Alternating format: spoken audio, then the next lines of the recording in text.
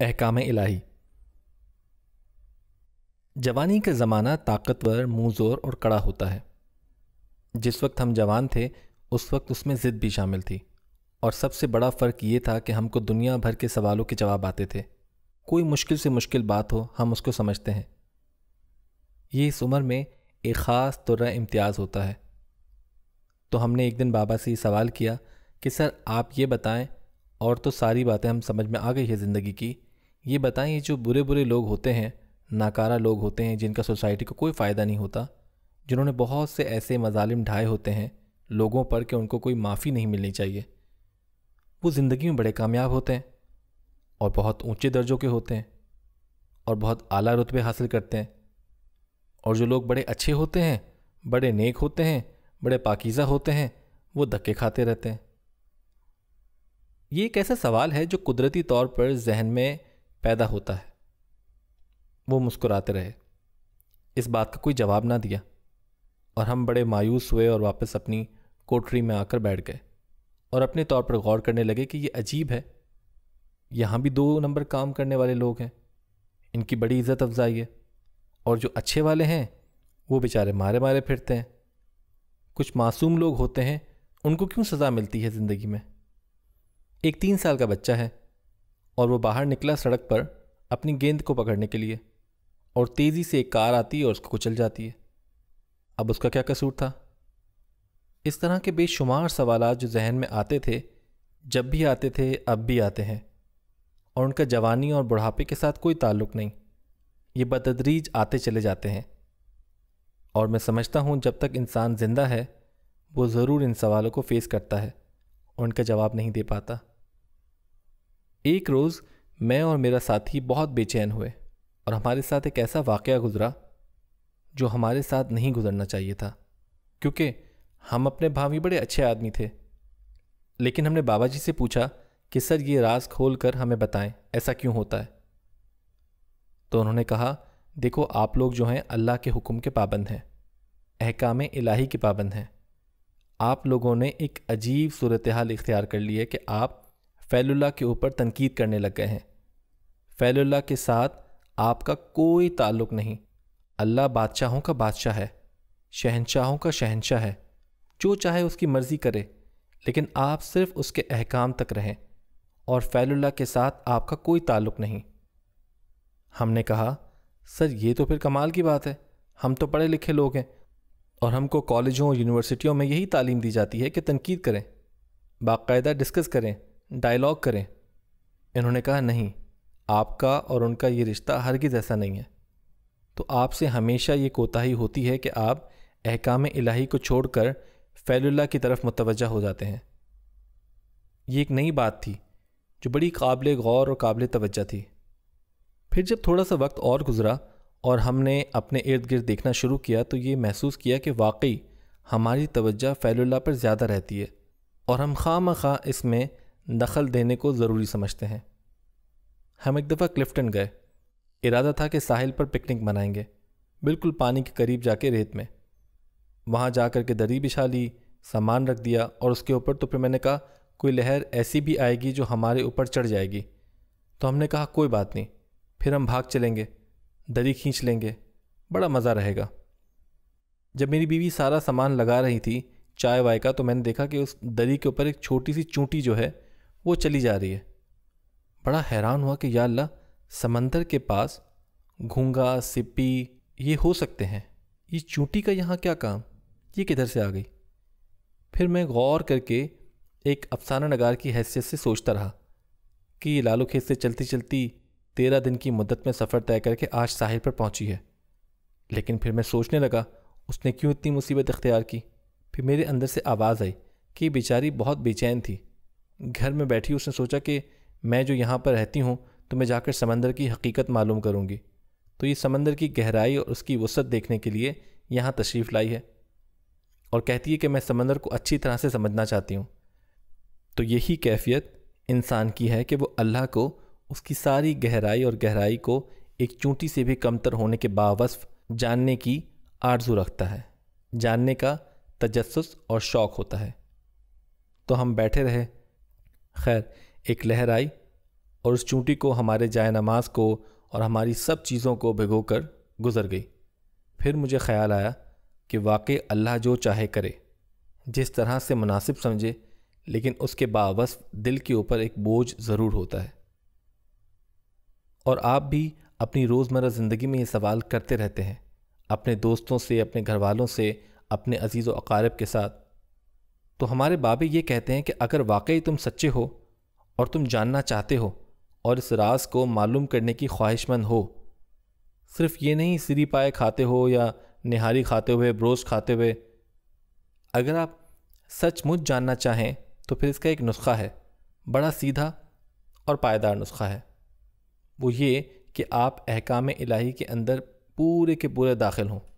جو آپ احکام الہی کے اندر داخل ہوتے جائیں گے اور اس محیط کے اندر اپنے آپ کو سمیٹے جائیں گے، آپ پر اسرار الہی ضرور واضح ہوں گے۔ جس طرح سے آپ ایٹم کا راز معلوم کرتے ہیں کہ چھوٹا سا ایٹم جو آنکھوں کو بھی نظر نہیں آتا، خوردبین سے بھی نہیں نظر آتا، وہ کس طرح اتنا بڑا اور طاقتور ہو سکتا ہے کہ سارے علاقے کو، ملک کو، جگہوں کو، شہروں کو پھاڑ کر رکھ دے اور ملیا میٹ کر دے۔ عقل میں آنے والی بات نہیں ہے کہ سب سے پہلے آپ نیوکلیئر فزکس پڑھیں، پھر آپ لیبارٹری میں آئیں اور لیبارٹری میں آ کر اس پر تجربہ کریں، اور پھر اس کے بعد آپ کہوٹا جائیں گے، پھر کہوٹا میں جا کر ان کے ساتھ کام کریں گے۔ آپ پر شیشے کی طرح یہ واضح ہونے لگ جائے گا کہ یہ کیسے عمل ہوتا ہے۔ اسی طرح اللہ کے افعال کو جاننے کے لیے اللہ کے احکامات کو ماننا ضروری ہے۔ یہ راستہ ہے۔ جب آپ احکامات کی لائبریری میں آ جائیں گے، پھر یہ ساری باتیں آپ پر آسانی کے ساتھ واضح ہوتی جائیں گی، اور واضح یوں ہوتی ہیں کہ انسان جو ہے وہ کتنی بھی کوششیں کیوں نہ کرے۔ ایک سنگل بینڈ کا ریڈیو سیٹ ہے، اس پر ایک ہی اسٹیشن بجتا ہے، اور اس جگہ جہاں ہم بیٹھے ہیں بے شمار اور لہریں بھی ہیں۔ ایک سنگل بینڈ کا ریڈیو سیٹ ہے، اس پر ایک ہی اسٹیشن بجتا ہے، اور اس جگہ جہاں ہم بیٹھے ہیں بے شمار اور لہریں بھی ہیں، اور ملک بھی بول رہے ہیں، لیکن میں تو ہوں ہی سنگل بینڈ کا ریڈیو، تو مجھ پر وہی ایک بجے گا۔ تو جو آپ احکام الہی میں داخل ہوتے جاتے ہیں، آپ کے بینڈ میں اضافہ ہوتا جاتا ہے، اور وہ سگنلز جو آپ کو ویسے سنائی نہیں دیتے، ویسے محسوس نہیں ہوتے، ویسے ان کا احساس نہیں ہوتا، وہ ارتعاش آپ کے اندر داخل ہونے لگے گا۔ وہ اسرار فٹافٹ آپ کے اوپر کھلتے چلے جائیں گے، لیکن اس وقت رک جائیں گے جس وقت آپ احکام الہی سے ذرا سا بھی منہ پھیر کے کھڑے ہو جائیں گے۔ ہم جیسے آدمی، چھوٹے سے آدمی، بالکل بے حیثیت، ہم نے تو ایسے رازوں کو نہ جاننے کی کوشش کی، نہ یہ ہماری حیثیت ہے، نہ ہماری برات ہے۔ لیکن کچھ لوگ ایسے میں نے دیکھے ہیں، اور بہت قریب سے دیکھے ہیں، جنہوں نے اس بات کو دل میں تہیہ کر کے اپنایا۔ پچھلے دنوں میرے بچے مجھ سے لیڈی ڈیانا کی بات کر رہے تھے۔ آپ جانتے ہیں وہ مر گئی بیچاری، فوت ہو گئی، ایکسیڈنٹ کا شکار ہو گئی۔ اب جناب اس کا جو جنازہ چلا ہے تو کل دنیا نے دیکھا، ہر ٹی وی اسٹیشن سے۔ اس وقت اگر آپ کے پاس ایسی صلاحیت ہوتی کہ جلدی جلدی دنیا کے اسٹیشن بدل کے دیکھ سکتے، جیسے کہ ہم نے یہاں اپنے پی ٹی وی پر لاہور میں دیکھے، ہم نے دیکھا سب جگہ پر ایک اس کی کا جنازہ چل رہا تھا، ساری دنیا میں، یعنی راؤنڈ دا گلوب، سارے کرۂ پر ہم سب گھر میں بیٹھے حیران ہو رہے تھے اور اس سے مروب بھی ہو رہے تھے۔ وہ بار بار ایک ہی بات دہرا رہے تھے کہ دیکھیں، چونکہ اس کا رویہ مخلوق خدا کے ساتھ بہت اچھا تھا، اور اس نے مریض بچوں کو اپنی گود میں بٹھایا تھا جب یہاں آئی تھی، اور دنیا میں بڑے اس نے کام کیے تھے، جو مائنس تھیں اس کو دور کرنے میں بھی مدد دی تھی، اسے جسے اللہ نے رتبہ دیا کہ اس کا جنازہ اتنا بڑا ہے۔ تو سب جب اپنی تعریف کر رہے تھے تو میں بھی مروب تھا اس سے، اور تھوڑا سا متاثر بھی تھا کہ شاید ابھی اسے نہیں مرنا چاہیے تھا، اور میں اس بات کا عینی شاہد بھی تھا کہ اس کی طبیعت، اس کا مزاج بہت اچھا تھا۔ ایک شام یہ لیڈی ڈیانا ہمارے گھر آئی تھی، تو ہم معمولی سے لوگ ہیں، وہاں ایک معمولی سے ڈرائنگ روم میں جب وہ آئی ہے تو بتیاں بجھ گئی تھیں۔ ہمارے ہاں لوڈ شیڈنگ تو ہوتی ہے، تو ہم سب بڑے پریشان تھے۔ میری بڑی آپا جو تھیں کہنے لگی کہ ہائے ہائے شہزادی آئی ہے، اس پر بڑا ظلم ہو گیا، بتیاں بجھ گئیں، شرمندگی بھی ہوتی ہے۔ تو وہ کہنے لگی نیور مائنڈ آپا، no it's nothing, candle will do, کوئی بات نہیں، موم بتی جلا لیں، کوئی بات نہیں۔ تو ہم نے کہا بھاگ کے جا جلدی سے، کینڈل لے کر آ صابری کی دکان سے۔ تو ملازم بیچارہ بھاگا بھاگا گیا، تو آ کر کہنے لگا صابری کہتا ہے بتیاں پتہ نہیں کہاں پڑی ہیں، اندھیرا بہت چھایا ہوا ہے، پتہ نہیں موم بتیاں کہاں رکھی ہوئی ہیں۔ تو بیچارہ واپس آ گیا۔ تو پھر اس نے کہا کوئی نہیں، اندھیرے میں ہم نے باتیں ہی کرنی ہے نا، باتیں کرتے ہیں۔ تو ہم سب بہت متاثر ہوئے کہ اتنی بڑی شخصیت ہے، ایسے ہی بات کرتی چلی جاتی ہے۔ یہ ایک ذاتی مشاہدہ بھی تھا، لیکن یہ جو کچھ بھی ہو رہا تھا، میں اپنے ساتھی دیکھنے والوں سے، اپنے بچوں سے، اپنے بیٹے پوتوں سے ایک ہی بات کہہ رہا تھا کہ دیکھو یہ اللہ کی شان ہے اور اللہ کی مرضی ہے، وہ جیسے چاہتا ہے ویسے کرتا ہے۔ اس میں یہ خوبیاں جو آپ گنوا رہے ہیں، ان کا ہونا نہ ہونا کوئی معنی نہیں رکھتا۔ وہ بادشاہوں کا بادشاہ ہے، وہ جیسے چاہے کر سکتا ہے۔ اس کو یہ پسند ہے، اس نے تم کو دکھایا کہ دیکھو ہم ایسے بھی کر سکتے ہیں۔ حالانکہ ڈیانا کی دوسری زندگی سے ہم لوگ واقف ہیں، بہت اچھی طرح سے جانتے ہیں، لیکن یہ تو اللہ کا ایک فعل ہے اور وہ کر رہا ہے۔ لیکن میرے لیے اللہ کا حکم اور ہے، اور یہ میری رول ماڈل نہیں ہے۔ میری رول ماڈل حضرت بی بی فاطمہ رضی اللہ تعالیٰ عنہ ہے۔ یہ نہیں ہو سکتی۔ میں دیکھوں گا اس کا جنازہ چلا جا رہا ہے، بڑی شان ہے اس کی، لیکن رول ماڈل نہیں ہے۔ میرے بچوں کے چہروں پر بڑی اداسی سی ہوئی تھی کہ کتنی بری بات ہے، یہ کام کرنا کوئی اتنی بڑی بات نہیں۔ اللہ کا پسندیدہ ہونا ایک مختلف بات ہے۔ اچھا، پھر میں تھوڑا پریشان ہوا اور غم زدہ یوں ہوا کہ سارے بچوں نے میری بہت ٹکائی کی کہ آپ بابا کمال کی بات کرتے ہیں، بہت سخت دل آدمی ہیں۔ تو میں نے کہا یا اللہ، تو کچھ ایسے کر کے میری عزت رہ جائے۔ تو اللہ نے میری بات مان لی۔ کچھ چھٹے ساتویں دن مدر ٹیریسا فوت ہو گئی۔ اب مدر ٹیریسا نے تو 80 برس کی عمر تک شروع سے لے کر لوگوں کی بے شمار خدمت کی تھی اور ان کو ہر طرح سے مدد اور آسانی دی تھی، اور مریض کی کوڑ اپنے ہاتھ سے اٹھا کر لائی تھی۔ کلکتہ کی سڑکوں پر مرتے ہوئے تڑپتے ہوئے جب وہ فوت ہوئی ہے مدر ٹیریسا، تو میں اس کا جنازہ دیکھنے کے لیے بھی رکا، اور میں نے ٹی وی آن کیا، بی بی سے لگایا، اور 2-3 اسٹیشن مدر ٹیریسا کا جنازہ خواتین و حضرات ایسا معمولی، ایسا چھوٹا تھا کہ میں اپنی جگہ پر بیٹھا ہوا یہ سوچ رہا تھا کہ یا اللہ، اس کا جنازہ تو ایسا غیر معمولی ہونا چاہیے تھا۔ نوبل پرائز ملا ہے مدر ٹیریسا کو امن کا، اور اس نے سب کچھ قربان کر دیا انسانیت پر، لیکن یہ تیری شان ہے، تو جو چاہتا ہے کرتا ہے۔ احکام الہی میں داخل ہونے سے وہ فریکوینسی ضرور ملتی ہے۔ پھر میں اس نتیجے پر پہنچا کہ جس کے زور پر آدمی اپنے دل اور ذہن پر اٹھے ہوئے سوالوں کو جانچ سکتا ہے، آنکھ سکتا ہے، پرکھ سکتا ہے، اور اس کو اس کا جواب ملتا رہتا ہے۔ لیکن اس میں ایک بات بڑی عجیب سی رہ جاتی ہے کہ کئی دفعہ یوں بھی ہوتا ہے کہ ایک شخص، بہت بڑا شخص اور ایک بڑے مقام پر پہنچا ہوا آدمی، احکام الہی میں پورے کا پورا اترا ہوا انسان، کئی دفعہ کسی کوتاہی کی وجہ سے اس سے کنارہ کش ہو جاتا ہے، جانتے ہوئے یا نہ جانتے ہوئے اپنی مرضی سے اور اپنی مرضی کے خلاف بھی پھسل جاتا ہے۔ تو اس کے ساتھ جو ہوتی ہے وہ بھی اپنے طرز کی ایک نئی چیز ہے۔ ایک بہت بڑے صوفی تھے، وہ اپنے بچوں کی اور اپنے متعلقین کی، اپنے مریدین کی ٹریننگ کے لیے ڈیرے سے نکل کر باہر جنگل میں چلے گئے، ایک ایسے جنگل میں جس کے قریب سمندر تھا۔ لے جا کر ان کو جنگل کے مناظر بھی دکھانا چاہتے تھے، اور اللہ اور جنگل کا اور سمندر کا رشتہ بھی کچھ اپنے انداز میں سمجھانا چاہتے تھے۔ ان کو لے جانا اس لیبارٹری میں بہت ضروری تھا۔ مریدین کی ایک لمبی جماعت تھی۔ وہ بابا جی جو تھے وہ ایک درخت کے ٹنڈ پر بیٹھے ان سے باتیں کرتے رہتے تھے۔ اچانک ایک شام ایسا ہوا کہ ایک اور بزرگ وہاں آ گئے، اور انہوں نے آ کر اس صوفی کو السلام علیکم کہا۔ یہ صوفی صاحب جو مریدین کی فوج لے کر گئے تھے اٹھ کر کھڑے ہو گئے اور دست بدست ان کے سامنے جھکے اور ان کے گھٹنوں کو ہاتھ لگایا۔ تو یہ جو ان کے مرید تھے وہ تو بیچارے پریشان ہوئے کہ یہ کون صاحب ہے جن کے آگے ہمارا پیر جو ہے، ہمارا گرو جو ہے، ہمارا مینٹور جو ہے، اس طرح سے جھکتا ہے۔ تو وہ ان کے ساتھ محبت اور ادب سے باتیں کرتے ہیں۔ ایک مرید جو تھا میرے جیسا، اس کے دل میں خطبت ہو رہی تھی اور بدستور ہو رہی تھی۔ اس نے کہا اس کی کچھ خدمت ہونی چاہیے، یہ وقت کے بہت بڑے ولی قطب ہوں گے۔ مرید اپنے پیر صاحب کو ایک طرف لے جا کر کہنے لگا حضور یہ کون صاحب ہے؟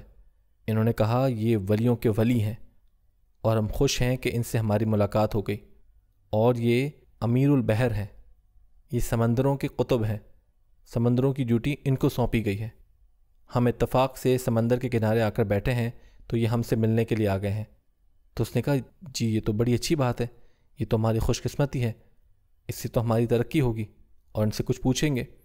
وہ بولے ایک بات ہے برخوردار کہ تمہاری ترقی نہیں کر سکتے یہ، کیونکہ بڑے دکھ کی بات ہے، اور میرا دل اندر سے خون کے آنسو روتا ہے کہ ان کے کندھوں پر جو اسٹار لگے ہوتے ہیں وہ اتر چکے ہیں، اور ان کو اس کا علم نہیں، اور وہ ابھی تک اپنے آپ کو امیر البحر سمجھتے ہیں۔ جب یہ بات سنی اس مرید نے تو رونے لگا کہ اتنا بڑا درجہ میرا پیر ان کو دے رہا ہے اور ان بیچاروں کو پتہ ہی نہیں۔ وہ اتنی زور سے رویا کہ انہوں نے اس کے منہ پر ہاتھ رکھا کہ تو خاموش رہ، ورنہ ان کو علم ہو گیا تو بڑی تکلیف ہوگی۔ خیر وہ ملے بیٹھے، ان کے ساتھ باتیں کی، پھر انہوں نے کہا ہم کو اجازت دیجیے، ہمیں اپنی ڈیوٹی پر جانا ہے سمندروں میں۔ تو مرید نے کہا کہ میں ان کو چھوڑا ہوں۔ انہوں نے کہا ضرور، یہ تو ہمارا فرض ہے۔ وہ پیچھے پیچھے ان کے دس بدس چلا، اور جو امیر البحر تھے وہ آگے آگے چلے۔ تو جنگل میں جاتے جاتے جب گھنا جنگل آیا تو اس نے کہا آگے جاؤ میاں ہمارے ساتھ۔ تو اس نے کہا نہیں حضور ایسے ہی ٹھیک ہے۔ جب بات کی اس نے زور سے چیخ ماری اور رونے لگ گیا۔ انہوں نے کہا کیا بات ہے، تم رونے کیوں لگ گئے ہو؟ اس نے کہا حضور میرا دل بھر آیا اور میرے اوپر ایک ایسی افتاد پڑی ہے کہ میں عرض نہیں کر سکتا۔ انہوں نے کہا بے فکر ہو، ہم سے بات کرو، ہم تمہارے پیر سے بات کریں گے، کوئی الجھن ہے؟ اس نے کہا ہاں حضور الجھن ہے۔ انہوں نے کہا کیا؟ انہوں نے کہا حضور الجھن یہ ہے کہ آپ امیر البحر ہیں اور آپ کا تصرف ہے سمندروں پر، یہ آپ کی ڈیوٹی ہے۔ انہوں نے کہا ہاں یہ اللہ کا فضل ہے ہم پر، لیکن حضور آپ کے اسٹارز کوئی نہیں ہیں، اب آپ اس ڈیوٹی پر نہیں ہیں، تھوڑے دنوں میں آپ کو پتہ چل جائے گا۔ انہوں نے کہا تم کیا بکتے ہو؟ اس نے کہا مجھے یہ فرمایا گیا ہے جو عرض کیا، اور میرا دل خون کے آنسو روتا ہے۔ انہوں نے بھی جب ادھر ادھر دیکھا دونوں کندھوں پر تو واقعی ان کے سٹارز نہیں تھے وہاں۔ انہوں نے خاک زمین سے اٹھا کر سر پر ڈالنا شروع کی اور وہ واویلا کیا کہ جنگل میں پرند چرند سب پریشان ہو کر شاخوں سے اڑ گئے۔ انہوں نے کہا اے پیارے، اے نوجوان، تم نے مجھ پر اتنی بڑی مہربانی کی ہے، اب میرے پر ایک مہربانی اور کرو کہ میرے پاؤں میں رسی باندھو اور مجھ کو گھسیٹو زمین پر، اس جنگل میں، اس کڑی سر زمین پر جہاں کیکڑ کے کانٹے اور کیا کچھ نہیں ہے۔ میں بھی واویلا کرتا ہوں، تو بھی کر کہ اللہ کے احکام نہ ماننے والوں کو یہ انجام ہوتا ہے جو مجھ سے بے خیالی میں ہو گیا۔ اس نے کہا حضور میں تو یہ بے ادبی کر نہیں سکتا، آپ مجھے قتل کر دیں یہ میں نہیں کروں گا۔ انہوں نے کہا میں تم سے درخواست کرتا ہوں، میں کبھی تجھے اس کا بدلہ دوں گا۔ تو بیچارہ مجبور ہو گیا، اس نے کوئی سخت بیل توڑی، اس کو بل دیا، حکم کے مطابق ان کے ٹخنوں پر باندھا اور چیخیں مارتا ہوا خود بھی اس کو بت کی طرح گھسیٹتا ہوا چل پڑا جنگل میں۔ اور وہ روتے جاتے تھے اور آہو بکا کرتے جاتے تھے اور فریاد کرتے جاتے تھے کہ ہماری کوتاہی جو گناہ ہے معاف کیا جائے۔ جب وہ چلتے ہوئے آ رہے تھے تو بتانے والے بتاتے ہیں جتنے پرندے درختوں میں بیٹھے تھے انہوں نے بھی چیخوں پکار شروع کر دی اور رونا شروع کر دیا، اور جنگل کی ہرنیاں اور ہرن اور شیر اور چرند پرند کھڑے ہو گئے اور منہ اوپر اٹھا کے کہنے لگے یا باری تعالیٰ ان کو معافی عطا فرما، ہم تیری مخلوق ہیں، بیکار سی مخلوق ہیں، ہم تو جانور ہیں، لیکن تیرے حضور یہ تو درخواست کر سکتے ہیں کہ اس کو معافی عطا کی جائے۔ ان کا رونا اور چیخنا اور پرندوں اور جانوروں کا اللہ کو پسند آیا، تو پھر انہوں نے کہا جا اس کو معاف کیا۔ چنانچہ اٹھ کے کھڑے ہو گئے تو وہ آ گئے اپنے عہدے پر واپس۔ تو اس مرید نے کہا حضور میں تو خوشی سے بے چین ہوا جا رہا ہوں الحمدللہ۔ جب وہ جانے لگے سمندر کا کنارہ نزدیک آ گیا، کیونکہ اب انہوں نے اپنی ڈیوٹی پر حاضری دینی تھی۔ مرید نے کہا حضور میری حیثیت تو نہیں، لیکن میں یہ پوچھتا ہوں کہ آپ سے کیا کوتاہی ہوئی ہے، کیا آپ کو یاد ہے؟ کہنے لگے چند روز کی بات ہے کہ میں سمندروں میں اپنی ڈیوٹی دینے جا رہا تھا، کشتی میں بیٹھا تھا اور حکم خداوندی سے چل پھر رہا تھا۔ بڑی تیز بارش ہونے لگی سمندر میں، تو میں نے کہا یا باری تعالیٰ اس بارش کو یہاں ضائع کرنے سے کیا فائدہ، بھرے سمندر میں یہ بارش، اگر سوکھے میدانوں میں ہو تو کچھ فائدہ ہو، لوگوں کو اناج ملے، فصلیں اگے۔ بس اتنی بات میں نے رائے دی تھی، فیل اللہ کے اوپر میں نے تنقید کی تھی۔ تو خواتین و حضرات پھر یہ بات ہوگی، فیل اللہ اور ہے، احکام اللہ اور ہے، فیل اللہ اور ہے، احکام الہی اور ہیں، اور ہم سب احکام الہی کے پابند ہیں۔ اللہ آپ کو آسانیاں عطا فرمائے اور آسانیاں تقسیم کرنے کا شرف عطا فرمائے۔ اللہ حافظ۔